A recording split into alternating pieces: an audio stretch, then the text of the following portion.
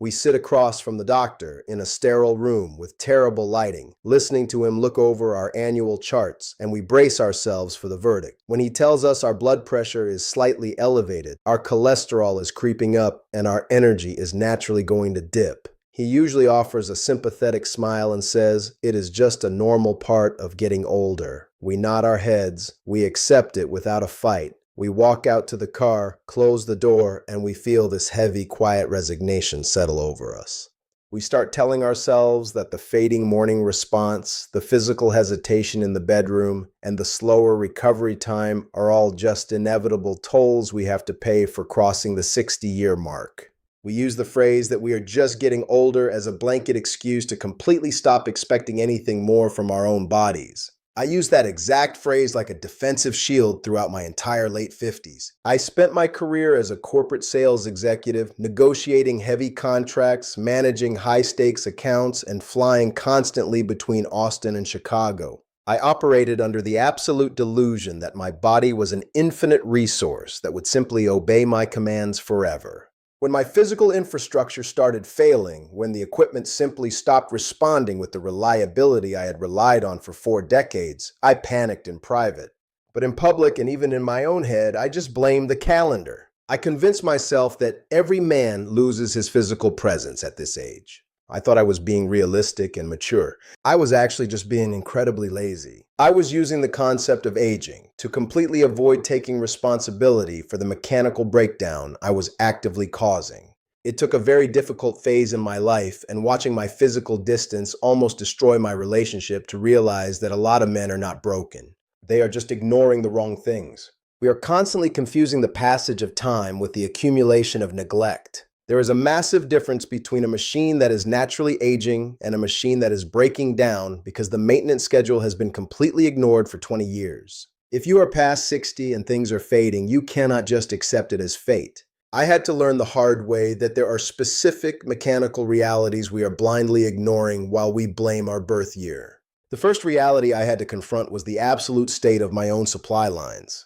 We assume that losing an erection is just a natural decline in male drive due to age. It is almost never about drive. It is a failure of fluid dynamics. For decades, I sat in boardroom meetings and airplane seats for 12 hours a day. I treated my body like nothing more than a transport vehicle for my brain. I did not understand that by remaining completely stagnant, I was actively teaching my blood vessels to remain narrow and rigid. I was letting the inner lining of those pipes harden. When the system failed in the dark, it was not because I was suddenly too old. It was because the vascular infrastructure had completely lost the elasticity required to handle high pressure. I live in Scottsdale now, and I had to start walking the hills every single morning in the heat, pushing the pace, forcing blood into the extremities. I am not trying to reclaim my youth. I am actively demanding that my vascular network remember how to expand.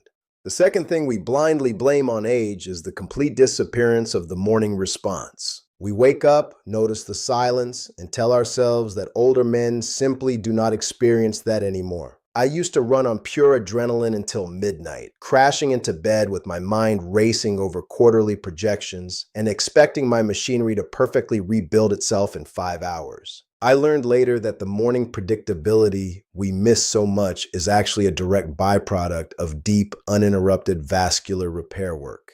That repair work only happens when the nervous system is fully powered down. I was not losing my morning response because of my age. I was losing it because I absolutely refused to learn how to turn the engine off. I was keeping my body in a constant state of high alert, denying it the exact biological downtime required to rebuild pressure. We also write off our physical hesitation to getting older when we are actually just running the pump completely dry. This sounds almost too simple to mention, but it is a trap almost all of us fall into. For 40 years, the very first thing I did when my feet hit the floor was pour a massive cup of dark roast coffee. I was waking up naturally dehydrated from the night, and I was immediately pouring a diuretic into a depleted system. Staying hard requires volume. It requires enough fluid in the tank to fill the pipes and maintain structural integrity against gravity. I was asking a complex hydraulic pump to work flawlessly while giving it absolutely no fluid to operate with. I had to start treating morning hydration not as a vague suggestion, but as a mandatory operational requirement. Before I look at a single email, I flood the system with water. Then there is the heavy fuel we force the engine to process. We tell ourselves our metabolism is just slowing down because we are older, so we accept feeling perpetually sluggish. But look at what we are doing. I was eating massive, heavy dinners late at night, usually a steak and potatoes, and having a scotch to wind down the stress of the day. My body was spending the entire night fighting a massive digestive battle instead of producing the chemical signals needed to relax my blood vessels. You cannot load heavy, dirty fuel into a 60-year-old engine late at night and expect the valves to open cleanly on command a few hours later. I had to strip out those late corporate meals. I started eating leafy greens and root vegetables simply to give my body the raw materials it desperately needed to clear the supply lines. It was not a diet, it was supply chain management. But the absolute heaviest reality, the one that masquerades as aging more than anything else, is the silence we carry. What begins in the body usually ends in the head. We assume our desire is fading because we are getting older. In reality, our desire is being suffocated by performance anxiety. When my equipment started failing, I was terrified.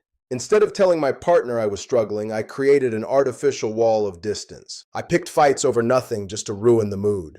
I waited until she was fast asleep before I went into the bedroom. I thought I was protecting my pride, but all she saw was rejection. That silence acts as an emergency brake on the nervous system. When you are terrified of failing in the bedroom, your body is constantly flooded with stress hormones. The very first thing the human body does under extreme stress is pull blood flow away from the extremities to protect the vital organs. I was chemically guaranteeing my own failure by refusing to talk about it. My wife Alyssa is a very direct woman. She does not tolerate unspoken tension, and she did not let me hide behind the excuse of just getting older. She forced me to look her in the eye and admit that I was trapped in my own head, terrified of letting her down, terrified of losing my core identity as a man. The moment I finally said it out loud, the panic simply evaporated. Because the fear of failure was finally removed from the room, my nervous system felt safe enough to relax. The valves opened and the pressure held.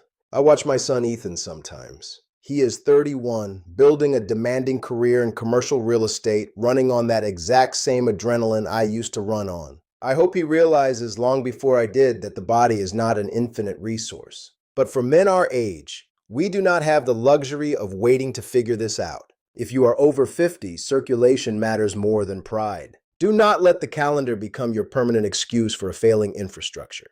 The machinery changes and it requires significantly more intentional maintenance than it did when we were 30, but you do not have to accept a fading physical presence as an inevitable part of your life. You just have to stop hiding behind your age, clear the lines, manage the fuel, and stop carrying the shame in silence. Confidence returns when the body begins to respond again.